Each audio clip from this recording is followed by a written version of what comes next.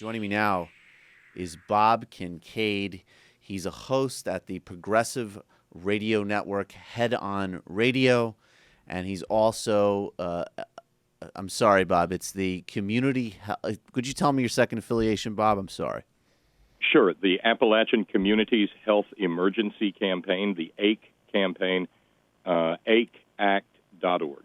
Thank you so much, Bob. And I'm very glad you're on today because I already see, and I think we all already see, the kind of mainstream media moving away from what's happening in West Virginia, this ongoing, very specific crisis of Freedom Industries and their kind of making water unsafe for many citizens of West Virginia, essentially. But I also know, obviously, through your work and what you do, from Appalachian Health to working on mining issues and really the kind of broad context of what's happening in West Virginia, you can not only kind of bring us up to date on what's happening, but also really contextualize the overall picture in West Virginia, which is very appalling in my view. So, but I guess let's start with where do things stand now in terms of what's happening in the state and what people are being told about the safety of their drinking water and the reality of the safety of their drinking water. Well, there's certainly no consensus right now, Michael, as to whether or not the water is safe. Right. And I don't think, my opinion is that we're still not even asking the right questions about all of this. We had 10,000 gallons of a chemical that is largely, that we know next to nothing about, dumped in the public water drinking supply. Of course, it's a chemical that's used in the coal preparation process. That's why Governor Earl Ray Tomblin had to run out at the beginning of this thing a month ago and say, now, this has nothing to do with the coal industry. Oh, nothing. When in reality, it has everything to do with the coal industry. That's why the West Virginia Coal Association, the Friends of Coal, tweeted, "If it's good enough to wash coal, it's good enough to wash me." That was the day of the disaster. That's astounding. And no one. Let's put it this way. We're talking about a 9-county area with 300,000 customers. Remember, they're not citizens. They're customers of the for-profit West Virginia American Water Company, who have largely gotten a pass in this. Everybody wants to look at Freedom Industries and what a bunch of obvious ne'er-do-wells they were, and they are. But the fact of the matter is West Virginia American Water Company didn't shut down. They didn't stop the water from flowing. And for at least, and if you talk around town, I happened to be on a plane going into Charleston from Atlanta last night, just talking with a lot of people from the area, and they were talking about the fact that they'd been smelling the stuff for a couple of days before the disaster was announced. Right. So we really don't know how long and how much of this stuff went into the water, and the scientists don't know much about how to deal with it. And so as a consequence, we're also learning that it's very difficult to get rid of. So one question is, what if the entire water system has to be replaced? I mean, from the mains out, because there's reason to think that this stuff clings to water systems such that you never really get rid of it. Here it was just a few days ago that the one woman fainted. Other kids were taken to the hospital at a public school, Michael. Right. Okay? And because we know so little about this chemical, we also know next to nothing about what its long-term effects are. So, for instance, we know that on the day of the spill, there were somewhere between 8 hours at least in which the governor of West Virginia sat on his hands, did nothing, except maybe consult with people in the industries that matter to him about how he should approach this. And that's a really crucial point. I just want to jump in for a moment, Bob, because I've seen you actually make this point before, and I'd love you to draw this connection now. If there had been a terrorist group operating in West Virginia, or a report that an affiliate of Al-Qaeda had dropped a deadly chemical into public drinking water and people being rushed to the hospital, this would have been a national, even global emergency, arguably. What you're saying is that when Freedom Industries did this and the local water authorities did this, the governor just sort of sat on his hands and consulted. And I actually have some more recent quotes from the governor about the safety of the drinking water. He said this on January 20th. He said, "It's up to residents to decide whether or not they use the water. It's your decision. I'm not going to say absolutely 100% that everything is safe, but what I can say is if you don't feel comfortable, don't use it." I mean, what the hell does that mean? I have no idea because does that mean? Just stop being a water-based animal? Right. He's like, one option Because is we to are. stop being a human being. Right. Exactly, and let's carry that out a little bit further, Michael. It was a big deal that they were anti-regulation. We understand that, but they came up with a tank regulation bill. Right? Are we all dutifully impressed? And then it came out that before the bill was introduced to the public, that he had a meeting with stakeholders. Now, when you're talking about poisoned water, and I think stakeholders, I'm thinking about the mama who's making a bottle of formula for her baby. Literally, I'm thinking about the school cook who's making lunch for a whole bunch of elementary school kids. That's what a stakeholder sounds like to me, or people who just happen to have public water flowing through their faucets. But no, the stakeholders that Earl Ray Tomblin met with were the West Virginia Coal Association and the West Virginia Oil and Gas Association and the West Virginia Chamber of Commerce. Yeah. What does that tell you?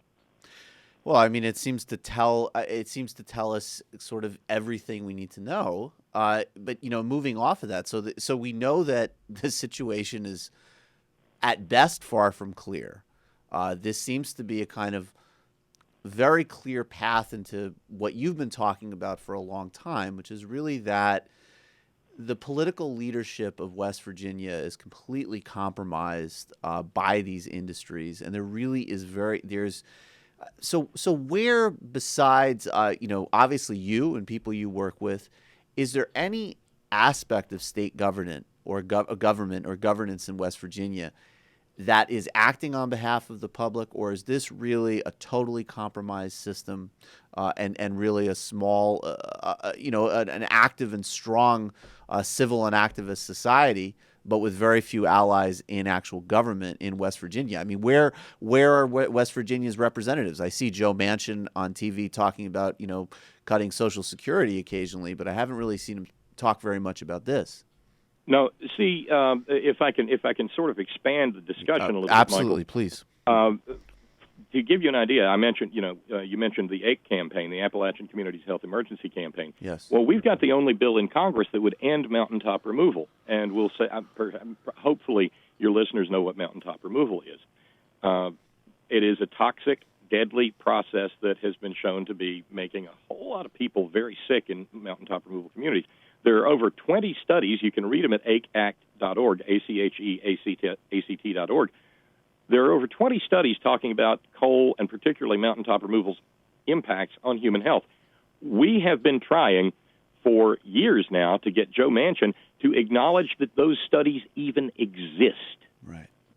He will not even, not that they're right or wrong, he will not even acknowledge that they exist, okay? When the cancer study came out, someone asked Governor Tomblin about the study showing increased cancer rates in mountaintop removal communities. Governor Tomblin's response, and we now see it to be part of a pattern, because when people were going to the hospital with this most recent disaster, he had his people come out and say it was because of flu season. Well, when the cancer study survey was mentioned to him, Earl Ray Tomblin's response was to say, well, every day somebody says something else makes you sick. Okay, there are, for instance, if we want to talk about regulating tanks with these chemicals in it, okay, how about 126 toxic waste impoundments in the state of West Virginia, 19 in 2 counties alone, all right? And they hold billions and billions, literally, of gallons of toxic waste behind impoundments that are just made of dirt and rock. Add to this the fact, you talk about who can we look to protect us in West Virginia in government. Well, the West Virginia Department of Environmental Protection has allowed coal companies to blast within mere hundreds of feet of these dams holding back these billions of gallons of waste. Well, this sounds like a great libertarian society, but so it actually strikes me as you're talking that there's sort of two core dangers in terms of how this story can play out on a national stage. Obviously, the main dangers are, of course, the immediate crisis of public health in West Virginia. But I think nationally, I mean, one which we're already seeing, which I mentioned at the outset of this conversation, is this story sort of receding in the news and getting less attention, even though it's obviously an ongoing emergency. And then another, which I think we see a lot, that obviously we know Freedom Industries is a horrible company run by, as you say, I like ne'er-do-wells, and the notion of them declaring bankruptcy and not being accountable for these actions is obviously very problematic, to say the least. But at the same time, if we look at this crisis through the lens of, these bad guys at Freedom Industries, and we kind of can compartmentalize it like that, we're not going to really see the kind of statewide crisis of public health and accountability that you're talking about. It's not even statewide, Yeah. Michael. It is region-wide, okay? Yeah. For instance, the largest of these impoundments I was talking about is the Brushy Fork impoundment, 9 billion gallons. When that dam breaks, and they all leak, okay, let's understand this, they all leak. When that one breaks, it is estimated that at least a 40-foot wall of toxic waste is going to travel the entirety of the Coal River Valley. It's going to kill everything and everyone. But on top of that, as if that was not bad enough, it's going to empty into the Kanawha River, the same place that the MCHM dumped into. Remember when Cincinnati shut off their intakes? Yeah. Okay. The Kanawha empties into the Ohio empties into the Mississippi, and hello, New Orleans. Okay. We're talking about the water supply for the entire southeastern United States. It arises in the Appalachian Mountains, and for better than a decade and a half now, the coal industry has done everything it possibly can to liquidate Appalachia, and in the process sort of hang fire on the water sources for millions and millions of people. This is no longer a neglectable hillbilly problem.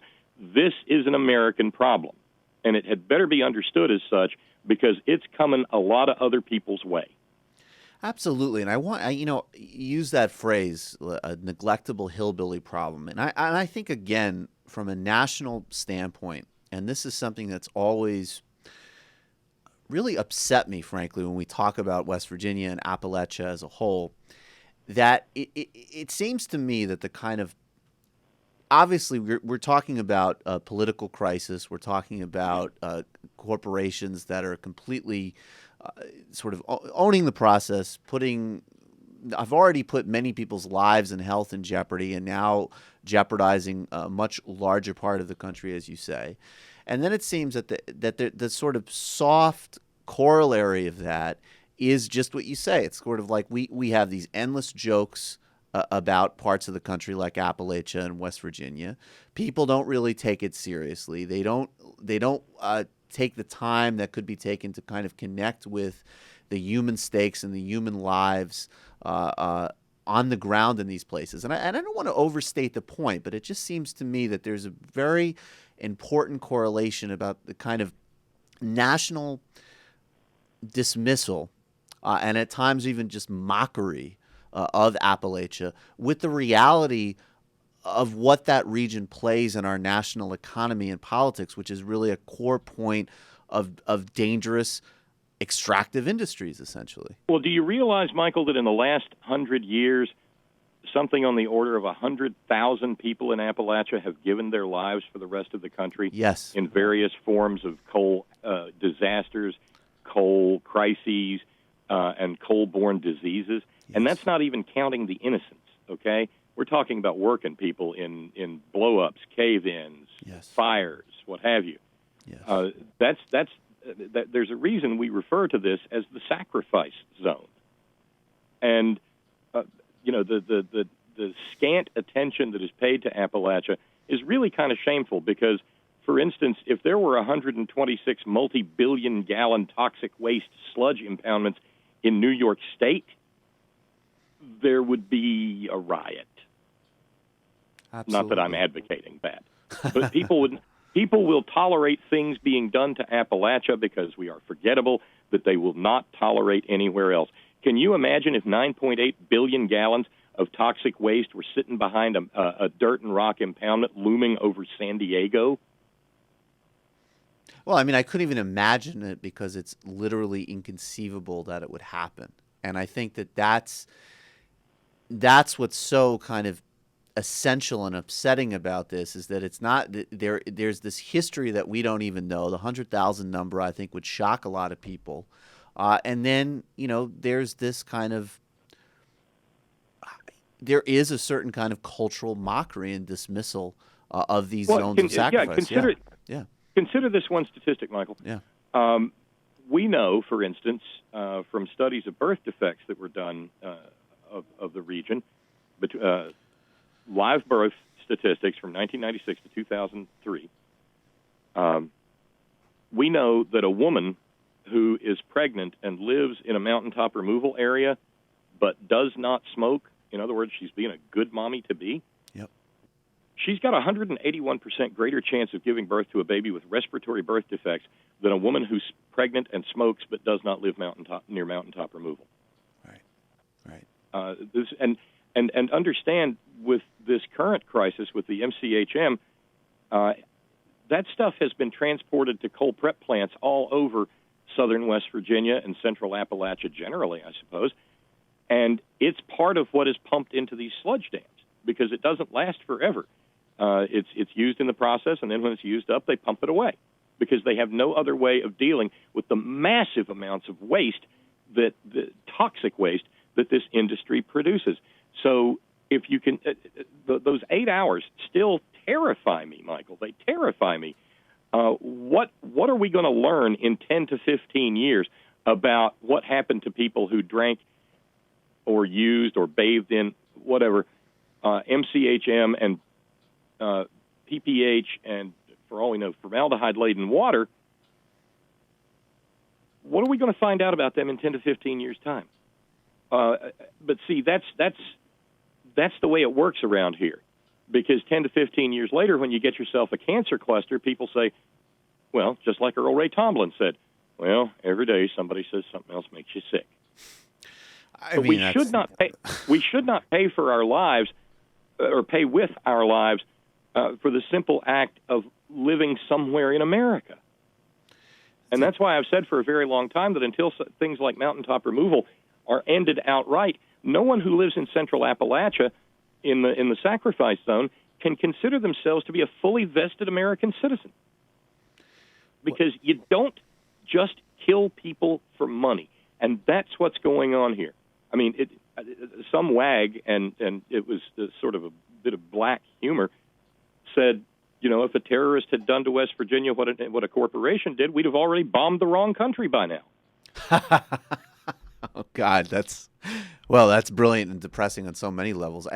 How does this I want you to quickly go into how this crisis relates, and obviously this is the important kind of theme of this conversation as well. How does this kind of illuminate the destructive myth of clean coal? Well, understand that it is a myth, and beyond a myth, it's an advertising slogan. My friend Jeff Biggers tells me that it first appeared as an advertising slogan, I think, in a Chicago newspaper in the early 1900s. Because people have, for instance, we've known black lung kills since like 1831, the mid-19th century, and yet we're still losing 1,000 people a year to black lung disease, an entirely preventable condition. There is no clean coal. There is no way to make coal clean. It will never be clean because you can never ever acquire it cleanly. For instance, there's a story out of Wyoming about an outfit from Australia that wants to try a new coal gasification project. Sit down, okay? They want to set fire to the coal under the ground and let it burn underground and siphon the gases off from it. Oh, well, that sounds. And they needed they need a waiver to poison an entire portion of an aquifer in order to do it. That's the nature of this industry. They care nothing for the well-being of human populations that live near where they get it, because it gets in the way of the money. And the only way this is ever profitable, Michael, is if we continue to externalize the costs onto innocent human beings. Right. which is, West Virginia has been America's canary in the coal mine for 100 years, and the canary's not doing too good. Well, no, and I think that's because we use this phrase. We talk about privatizing the gains, socializing the losses, which it sums up a lot. But this, this, as you say, but it's not even.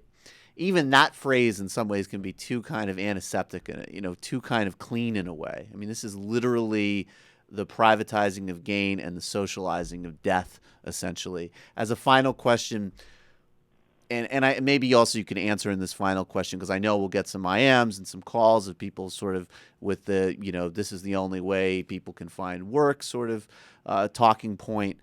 What is a real agenda for people who care about Appalachia and the people of and the people in the sacrifice zone, and really, of course, the country as a whole, because obviously this has many national implications?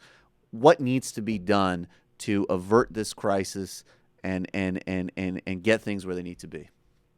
There needs to be an outcry to get the Appalachian Communities Health Emergency Act passed. It's H.R. 526. It's in the Congress right now. It needs to be introduced in the Senate, okay? And it needs to be passed into law, because until we stop mountaintop removal, mountaintop removal is the toxic rose on top of a very thorny spine.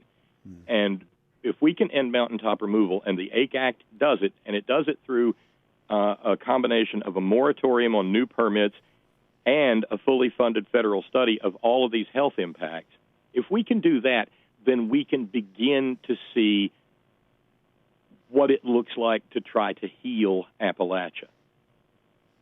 That's the most important thing people can do. I encourage people, Michael, to go to aicact.org, click on the science tab, read the scientific reports of all of the horrors that are foisted upon people just because they live near mountaintop removal. Then get active. We've got a tab there where you can contact your member of Congress. We've got over 40 people on this bill right now, but we need a whole lot more. And as I said, we need it introduced in the Senate. And frankly, until such time as the AIC Act becomes the driving force here, everything else has a sort of Band-Aid quality to it. The bill that Joe Manchin's talking about in the Senate is not going to answer the question of human health in Appalachia and why people have to be diseased just because they're living where their families have lived for 200 years and a coal company showed up next door one day. Well, absolutely. And we'll put a link to aicact.org on the Majority Report website. People should definitely take a look at it, sign the petition, get involved. Bob Kincaid, thank you so much for joining us today. I really, really appreciate your time and your work. Well, thank you so much, Michael, for the opportunity to talk about this issue, because it deserves much more than what it's getting. Absolutely.